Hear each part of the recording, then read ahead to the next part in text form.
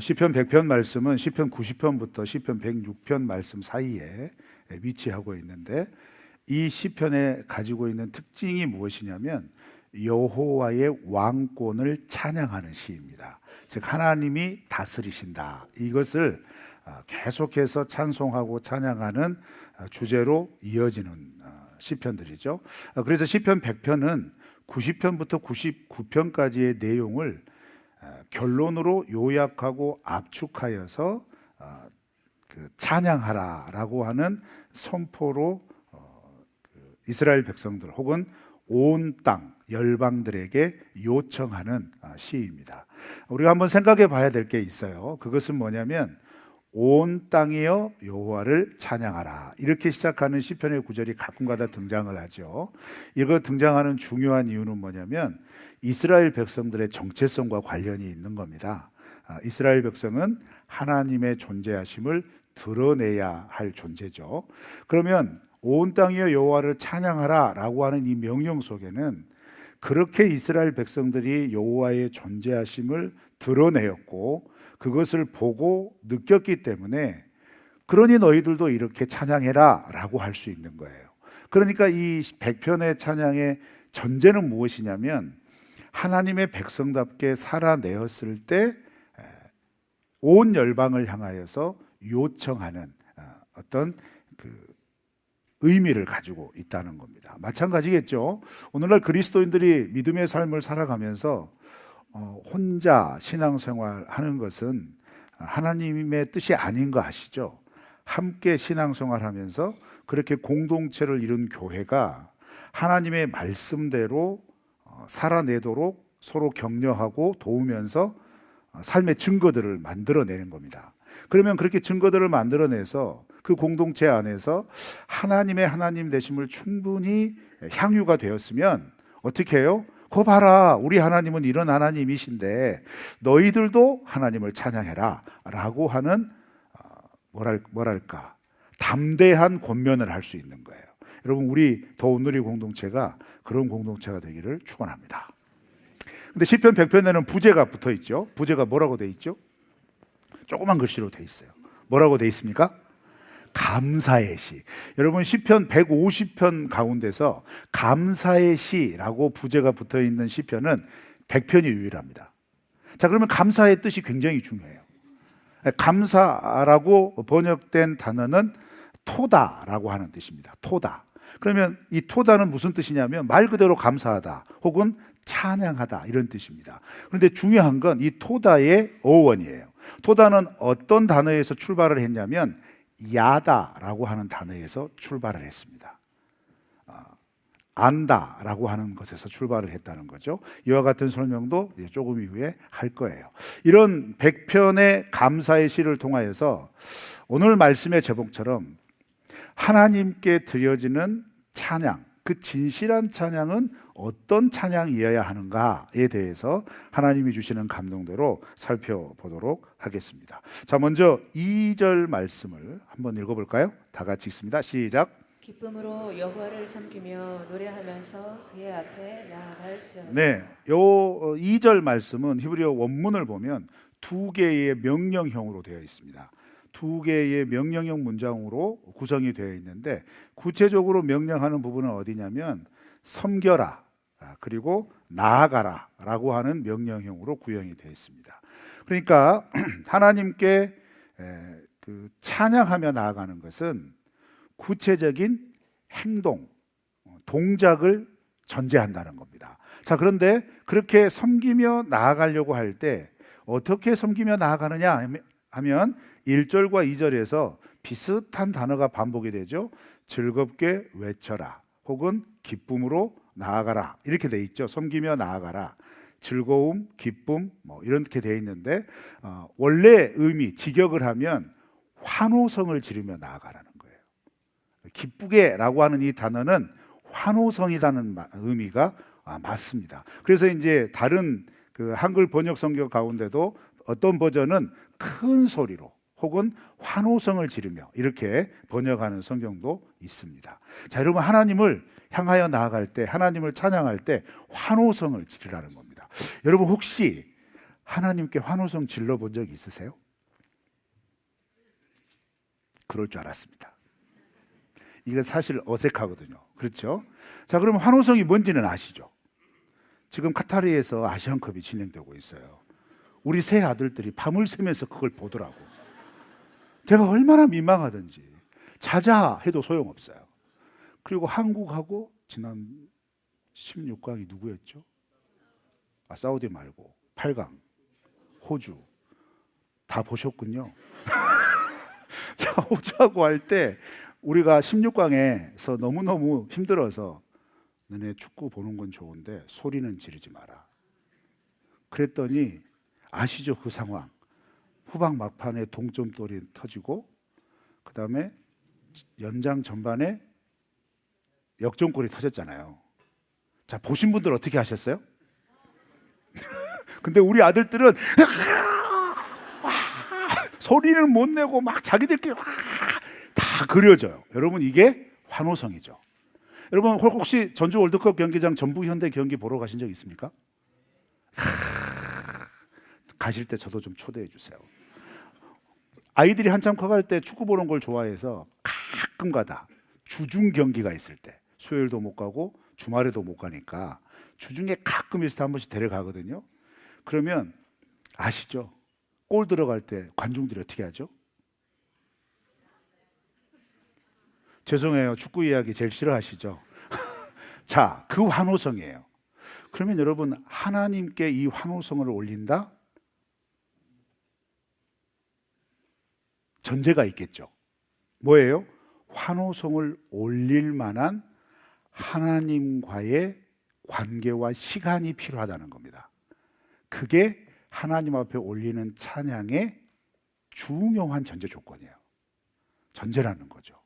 여러분, 찬양은 우리가 생각했을 때 이럴 수 있습니다. 저는 이걸 이렇게 해석하고 싶어요. 우리 빌더스 찬양팀이나 우리 글로리아 찬양대가 여기 단에 나와서 서는 것은 준비해서 서는 거예요. 굉장히 하모니를 맞추기 위해서 노력하죠. 그것도 찬양입니다. 그런데 환호성은 뭘까요? 직관적이고 날 것이라는 거예요.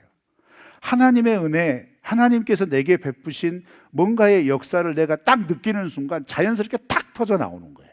그게 환호성입니다. 그게 날 것이에요. 그러니까 날 것의 찬양을 익숙하게 드릴 수 있는 인생이 되어야 될 줄로 믿습니다. 그 말은 뭐죠? 매 순간 하나님과 동행한다는 거예요. 하나님이 내 삶을 간섭하시고 역사하셔서 나를 위해 베풀어 주시는 하나님의 은혜의 역사가 무엇인지를 볼 수 있는 사람이라는 겁니다. 그걸 깨달을 수 있는 사람이라는 것이죠. 그런 분들은 환호성을 지를 수 있는 거예요. 가끔가다 우리가 찬양 집회를 하고 특별한 집회를 할 때 찬양으로 막 하러 나갈 때 우리 일어서서 찬양 드릴까요? 손을 들고 찬양 드릴까요? 할 때 저같이 내성적인 사람은 일어서라 그러면 왜 일어서라고 하는 거야? 이렇게 하거든요. 그래도 일어서라 그러니까 마지못해 일어난단 말이에요. 그래서 박수치고 찬양하는데 가끔가다 제 앞에 제 옆에 무아지경에 빠져서 막 찬양하시는 분들이 있어요. 그럼 여러분 마음 어떠세요? 대부분 참 유별나게 찬양한다. 그냥 하면 안 되나? 이런 생각 하시죠? 근데 반대로 한번 생각해 보세요. 그렇게 몸을 움직이고 그렇게 몸으로 표현할 만한 하나님과의 뭐가 있다는 거죠? 간증이 있다는 거예요. 내 의지로 나를 절제하지 않아도 하나님의 은혜만 생각하면 할 수 있는, 무너질까 봐 제가 안 뛰는 거예요. 막 그런 거 있잖아요. 그 감동 있잖아요. 그 감격 있잖아요. 그 감격을 인생을 살아가다가 하나님께서 어떤 순간 딱 주셨을 때 그게 어떤 장소이든 간에 맞다, 야 이거 하나님 은혜다, 하나님이다, 얼마나 좋아, 막 할 수 있는 거예요. 그게 찬양이란 말이에요. 우리 찬양 이렇게 드리기를 축원합니다. 근데 우리 이게 잘 안 돼요. 왜 안 될까요? 왜 안 될까요? 그 환호성, 그 날 것이 왜 안 나올까요? 감각이 무뎌서 그래요. 하나님은 우리에게 그 은혜를 깨닫고 공급해 주시기 위해서 우리 안에 성령까지 보내주셔서 생각나게 하고 깨닫게 하고 보면 알게 하는 그런 은혜들을 베푸는데 우리는 하나님의 마음과 달리 하나님은 우리를 보지만 우리는 세상을 보거든요. 그러니까 하나님이 은혜를 베풀어 줘도 이게 뭔지를 모르겠는 거예요. 또 반면에 이럴 수도 있겠죠. 내가 하나님을 향하여 바라는 것과 하나님이 내게 주시는 게 엇갈려요. 다룰 수 있거든요. 그러니까 내가 하나님께 항상 바라는 것은 안 보이고 하나님이 내게 늘 공급해 주시는 것도 안 보이는 거예요. 그러니까 이런 분들의 신앙의 특징은 뭘까요? 늘 곡소리가 나요. 늘 아쉬워요. 늘 염려해요. 늘 불평해요. 그런데 저는 사실 원망이나 불평도 하나님과의 관계가 있기 때문에 하나님께 대해서 원망과 불평을 하기 때문에 긍정적으로 보면 그래, 그 단계, 그 시간이 지나면 원망이 변하여 감사가 되고 불평이 변하여 찬양이 되게 하실 줄 믿습니다. 이렇게 고백할 수 있거든요. 근데 문제는 뭐냐? 늘 내 시각, 내 고집, 내 마음만 고수하고 있잖아요. 하나님이 쫙 보여주시는 거 내가 못 보니까 날것의 찬양이 안 되는 거예요. 그러니까 이제 어떻게 해요? 이렇게 하모니라도 맞춰서, 아니면 예배 시간 나와서 같이 앞에서 예배 그 찬양할 때 그 찬양에라도 은혜 받으려고 하시는 거예요. 그러나 여러분, 그 수준 너무 아쉬워요. 이 수준을 넘어서서 삶의 모든 순간에 날것의 찬양을 드리시기를 축원합니다. 그게 우리가 드려야 할 찬양이에요. 근데 그러면 찬양은 꼭 노래만이 아니겠죠? 가락만이 아니겠죠? 반응입니다. 태도인 거예요. 이야! 할 수 있는 거. 그 태도. 많은 사람들이 하나님의 살아계심을 얘기하는데 하나님의 살아계심을 내가 경험하면 경험했을 때 나오는 반응, 그 반응에 대해서는 무디거든요. 근데 우리가 드려야 할 찬양은 그 직관적이고 순간적이며 아주 날 것인, 어떤 걸 가미하지 않고 어떤 걸 꾸미지도 않고 어떤 걸 만들어서 조각하지도 않은 그 순수하게 하나님의 은혜에 반응하는 그 반응이 하나님 앞에 올려졌을 때 저는 하나님이 그걸 가장 기뻐하실 거라고 생각합니다.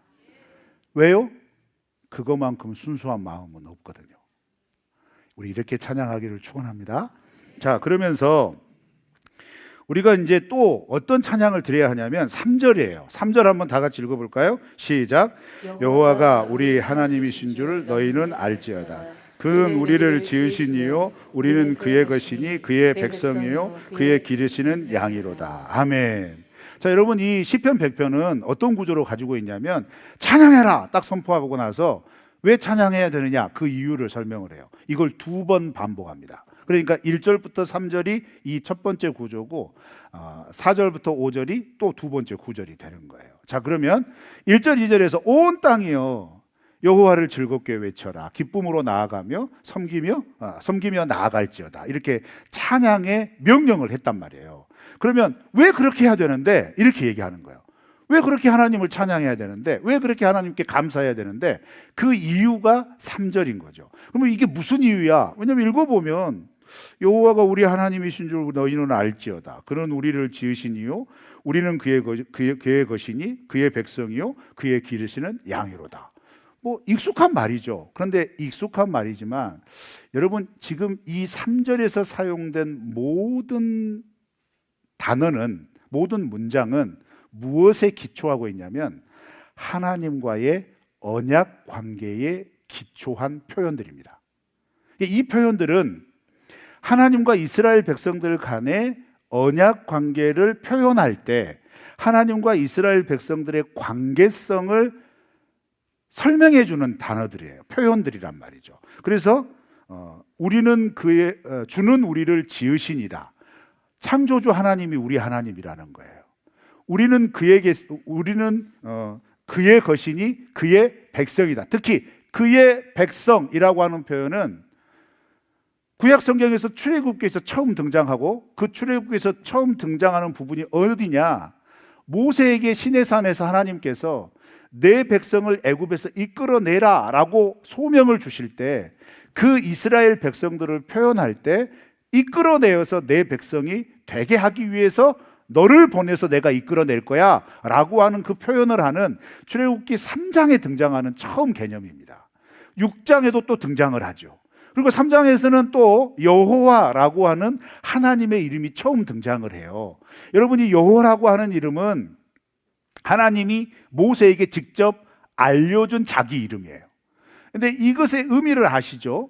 원래는 여호와라는 게 아니고 스스로 계신 자라고 하는 것을 그대로 부를 수 없으니까, 하나님 앞에서 그 이름을 함부로 부를 수 없다는 경외스러운 마음 때문에 이 자음을 모아서 여호와라고 부르는 거예요. 자, 그러면 이 여호와라고 하는 하나님을 가리키는 용어는 오직 하나님에게만 붙여 있는 거예요. 그래서 여러분 구약 성경을 읽으시다 보면 여호와가 나오고 하나님이 나오잖아요. 히브리어 단어는 달라요. 여호와는 스스로 있는 자를 축약해 놓은 거고, 하나님은 엘로힘이라고 하는 단어입니다. 근데 그 엘로힘이라고 하는 단어는 하나님께만 하는 게 아니고 당시에 신을 부를 때 다 엘로힘이라고 불러요. 그러니까 하나님이라고 하는 이름을 정확하게 표현하고 그 하나님이 어떤 분이냐라고 고백할 때는 반드시 어떤 이름이 등장하냐면 여호와라고 하는 이름이 등장하는 겁니다. 자, 이런 전제를 가지고 특별히 3절 말씀에서 여호와가 우리 하나님이신 줄 너희는 뭐 하라고 그래요? 알지어다 라고 얘기하죠. 여러분, 우리가 하나님을 찬양하는 것에 가장 중요한 전제를 들라하면 저는 주저하지 않고 하나님을 아는 것이라고 믿습니다. 여기서 알지어다라고 번역된 단어는 잘 아시는 거예요. 야다입니다. 제가 이 말씀을 시작하면서 감사의 단어가 뭐라고 그랬죠? 토다. 토다의 어원이 뭐라고 그랬죠? 야다. 그러면 이 야다의 의미가 굉장히 중요하게 되는 거예요. 대부분 야다는 찬양하다, 그 다음에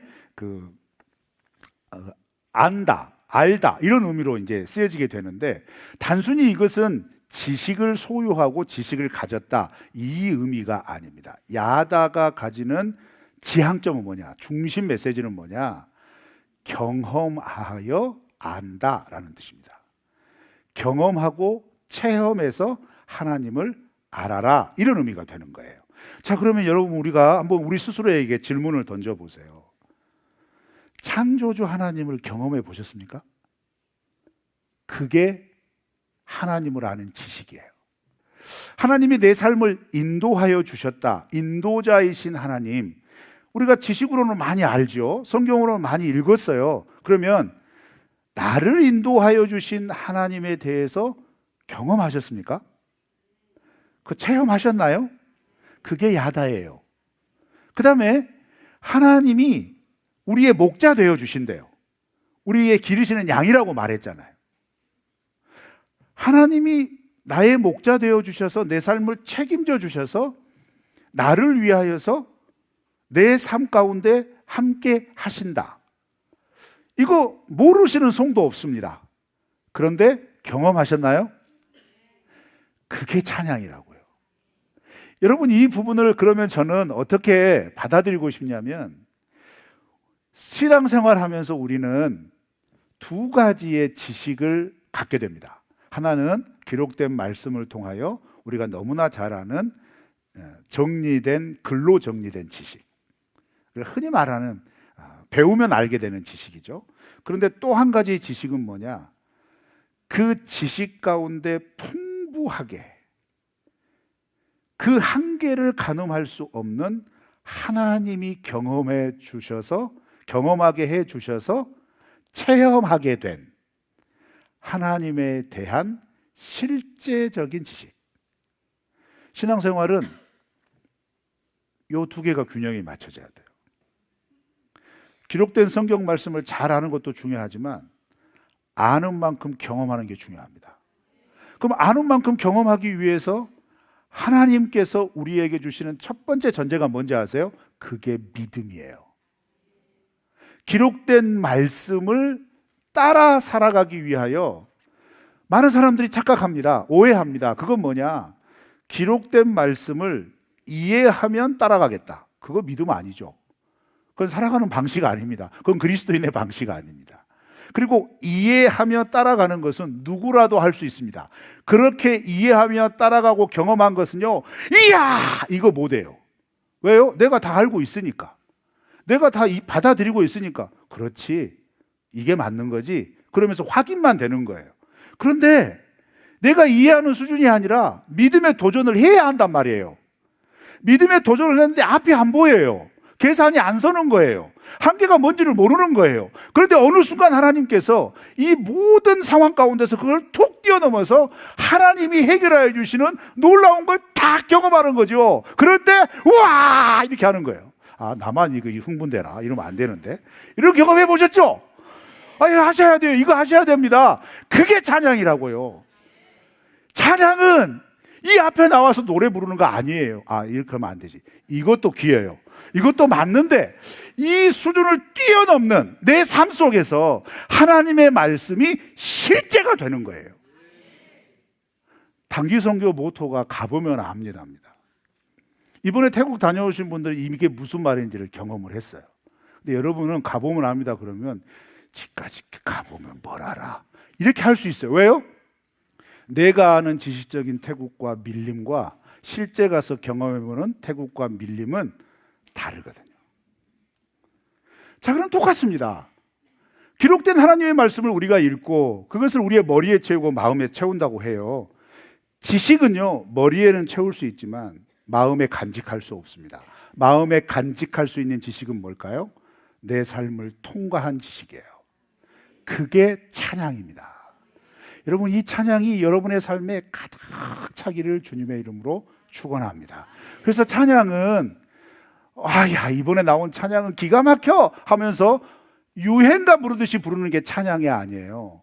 내 삶 속에서 하나님의 말씀이 관통하고 검증되고 체험되어지고 때로는 내가 이해할 수 없는 순간을 뛰어넘어서 이 하나님의 말씀이 이런 거구나 라고 하는 놀라운 경험을 표현하게 될 때 그게 찬양입니다.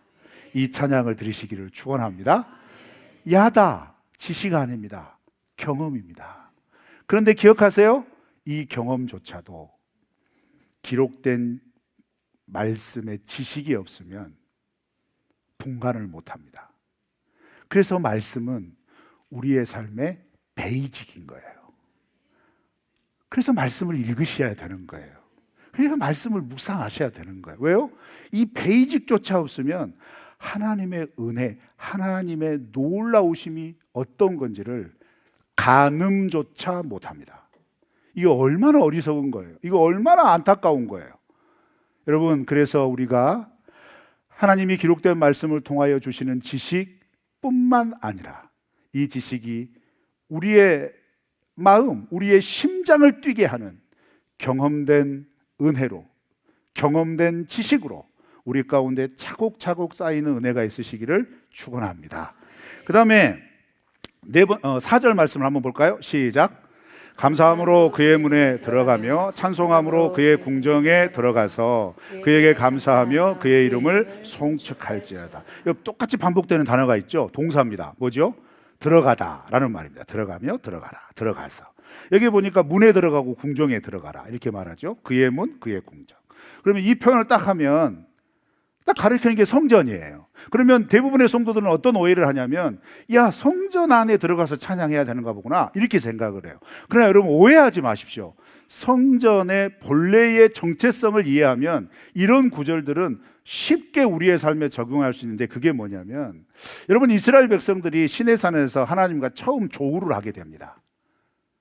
우리를 애굽에서 인도하여 주신 출애굽시킨 하나님이 어떤 분이신가를 실제로 눈으로 보게 된 현장은 언제냐면 출애굽하고 3개월 동안 행군을 해서 시내산 앞 시내광야에 딱 진을 쳤을 때 어느 정점에 왔을 때 딱 진을 치고 나서 시내산 꼭대기에 하나님께서 흑암과 구름과 천둥과 번개로 임하셨을 때 우리를 애굽에서 인도하여 내신 하나님이 저 하나님이시구나 라는 거였어요. 그런데 그 하나님께서 이스라엘 백성들에게 그때 어떻게 하셨느냐? 내가 너희들을 애굽에서 인도해낸 하나님이야. 너희의 하나님이야. 그런데 이제 한 가지 너희들이 결심을 하고 결정을 해줘야 돼. 그건 뭐냐면 내가 너희의 하나님이 되고 너희는 나의 백성이 될 것을 너희가 결정하고 결심해서 약속할 수 있겠느냐? 즉 언약식을 해요. 하나님의 백성, 하나님이 왕이시다라고 하는 이 약속을 맺고 그 약속 따라 살아가기로 약속을 맺는 그 놀라운 일을 행한단 말이에요. 그리고 그 언약식을 딱 맺고 나서 하나님께서 하신 일이 뭐냐면 야, 그러면 내가 너희들과 약속했으니까 이제 내가 너희 가운데 있을 거야 라고 약속을 해줘요. 그러면 너희 가운데 있게 하기 위해서 출애굽기 관점은 뭐냐면 너희 안에 거할 내 집을 만들어라 라고 얘기해요. 그래서 성막을 만든 겁니다. 그리고 성막을 다 만들고 하나님 앞에 올려드릴 때 하나님이 어떤 모습을 보여주셨냐면 출애굽기에 이런 기록이 나오죠. 시내산에 머물러 있던 흑암, 천둥, 번개 그 현상으로 보여주셨던 하나님이 그대로 성막을 뒤덮어요. 구름으로 뒤덮고 그 가운데 불 가운데 임하는 걸 보여준단 말이에요. 그리고 이 모습은 광야 40년 동안 그들이 행군하는 모든 행군의 기준이 되죠. 그 기준이 되는데 어떤 기준이 돼요? 낮에는 그 성막의 지성소에서 구름 기둥이 피어오르고 밤에는 거기에서 불 기둥이 올라온단 말이에요. 그러면 많은 성도들이 또 착각합니다. 야, 그 기둥이라 그러니까 이렇게 생각해요. 기둥 쫙. 그 지성소에서 기둥이 쫙 하늘 끝까지 올라 있다는 거죠. 영화 반지의 제왕. 우리 세대가 반지의 제왕이에요. 반지의 제왕 보면 그 사우론이 딱 등장할 때 그 마법사에 거기에서 올라올 때 쫙 기둥이 올라가잖아요. 아, 나만 알아. 다 몰라. 아무튼 그거 있잖아요. 그 기둥이라고 생각해. 아니에요. 그런 기둥 아닙니다. 그건 뭐냐면 하나님의 임재가 지금 그 성막 가운데 계신다는 가시적인 증거예요. 꼭 기둥이 하늘까지 쫙 올라와 있는 그런 개념이 아니에요. 가득 덮여 있다 이 말이에요. 근데 이 가득 덮여 있는 게 어떻게 가득 덮여 있어요? 이스라엘 진영을 가득 덮는 거예요. 이게 왜 필요할까요? 광야니까요. 40도가 넘어가는 온도 가운데 한낮 기온에 하나님이 우리와 함께 하신다는 건 뭐냐? 우리의 구름 기둥 되신다는, 구름이 되신다는 거예요. 그 안에 거한다는 거예요. 불기둥은 뭐예요? 40도까지 올랐던 그 기온이 밤에 어떻게 해요? 쫙 떨어지잖아요. 얼마나 추워요. 그러니까 어떻게 해요? 하나님의 따스한 불로 감싸주신다는 거예요. 그건 뭐죠? 하나님이 함께 하신다는 임재의 증거란 말이에요. 자, 그러면 성전에 올라간다는 건 뭐냐? 이렇게 이해하셔야 돼요. 그 장소에만 하나님이 계신다. 이게 아니에요. 우리와 함께 하시는, 임재하시는 하나님 안으로 우리가 들어간다. 이런 의미인 거죠. 그러면 여러분, 이것은 오늘날에 분명하게 우리에게 주시는 메시지죠. 그건 뭐예요? 오늘날 우리는 예수 그리스도를 우리의 구원자로 믿고 하나님의 자녀 백성된 자에게 예수님이 약속해 주신 것처럼 우리에게 성령 하나님을 보내주셨어요. 즉 성령 하나님이 우리에게 임재하신 거예요. 어디에 임재해 계시죠? 고린도서에서 바울이 분명히 밝히잖아요. 우리의 마음은 하나님의 성령이 거하시는 전인 줄 너희가 알지 못하느냐. 자, 보세요 여러분. 하나님의 임재는 그럼 더 온누리교회 예배당 안에 와야 있습니까? 아니죠. 여러분이 거하는 어느 곳이든 그곳에 하나님이 함께 계시는 거예요. 자, 그러면 그 임재 안에 들어가라 이 말은 뭐죠? 인격적인 관계 맺으라는 거예요. 반응하라는 거예요. 하나님이 지금 나와 함께 계시는군요. 그 반응이 찬양인 거예요. 그러니까 일상에서 살아가다 어떤 현장에서 어떻게 매 순간까지라도 초 단위까지라도 뭐랄까 하나님이 나와 함께 하신다는 것을 인식하고 살아가는 것 사실 불가능합니다. 우리의 죄성은 늘 하나님을 떠나려고 하고 하나님에게서 멀어져서 내 마음대로 살아가려고 하는 게 맞아요. 그런데 찬양이라는 게 뭐냐? 어떤 순간에는 아 그래 맞아. 하나님이 지금 나와 함께 계시지. 때로는 아니야. 내가 이렇게 해서는 안 돼. 하나님이 지금 나와 함께 하시니 그 하나님의 통치 안에 내가 들어가야지 라고 결심하는 때가 있단 말이에요. 그렇게 결심하고 그렇게 받아들일 때 나오는 자연적인 날 것의 반응. 그게 찬양인 거예요. 여러분 이 찬양을 잃어버리지 않으시기를 축원합니다. 자, 마지막은 5절 말씀입니다. 5절 다 같이 읽어볼까요? 시작. 여호와는 선하시니 그의 인자하심이 영원하고 그의 성실하심이 대대에 이르리로다. 하나님의 임재 안에 있는 일상 가운데서 그렇게 하나님께서 베풀어 주신 날 것의 찬양을 드릴 수 있는 근거가 뭐냐? 5절은 말해요. 하나님 선하시지 않냐. 그 말은 뭐예요?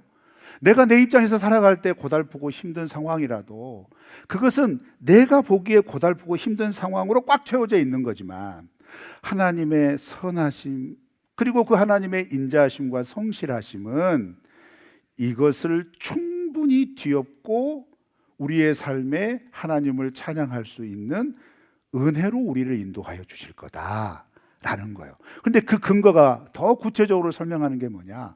선하다라고 하는 선하심이에요. 여러분, 이 선하심이라고 하는 단어는 뭐냐면 토부입니다. 토부. 교회 오래 다니시고 성경 공부 많이 하신 분은 이 말 많이 들어보셨을 거예요. 토부. 혹시 기억나십니까? 좋았더라. 창세기 1장에서 하나님이 6일 동안 창조를 진행하시면서 그날 창조의 계획을 다 완수하시고 창조가 끝날 때마다 하나님이 보시기에 뭐 했다? 좋았더라. 6일째 인간을 창조하고 나서는 하나님이 보시기에 심히 좋았더라. 그 토부예요. 토부.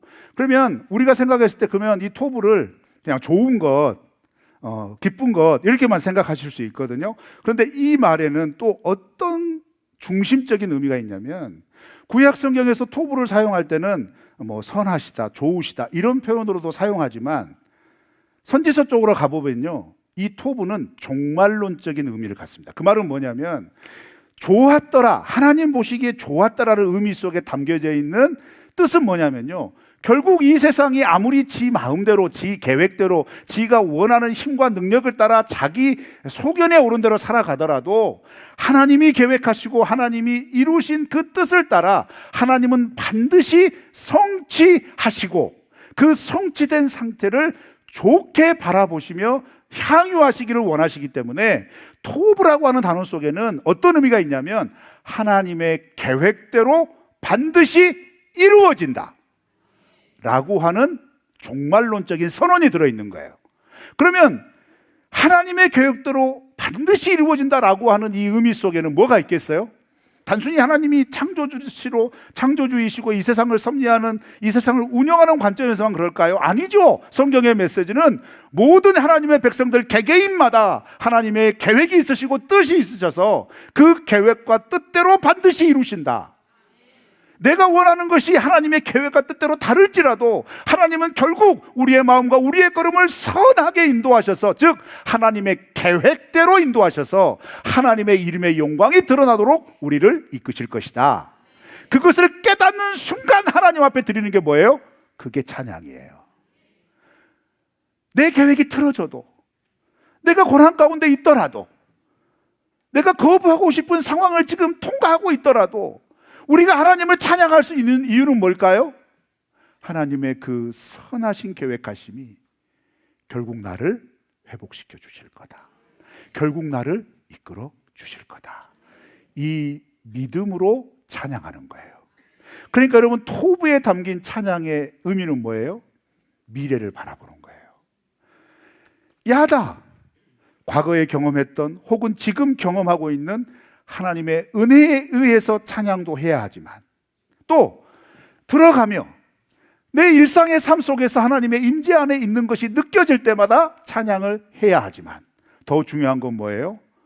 야다나 들어가며 일상 속에서 하나님을 바라볼 수 없을 정도로 내 삶을 괴롭게 만드실 수도 있다, 이 말이에요. 그럴 때라도 찬양할 이유가 뭐예요? 하나님의 계획하심은 선하십니다. 그 선한 계획이 나를 인도하여 주실 겁니다.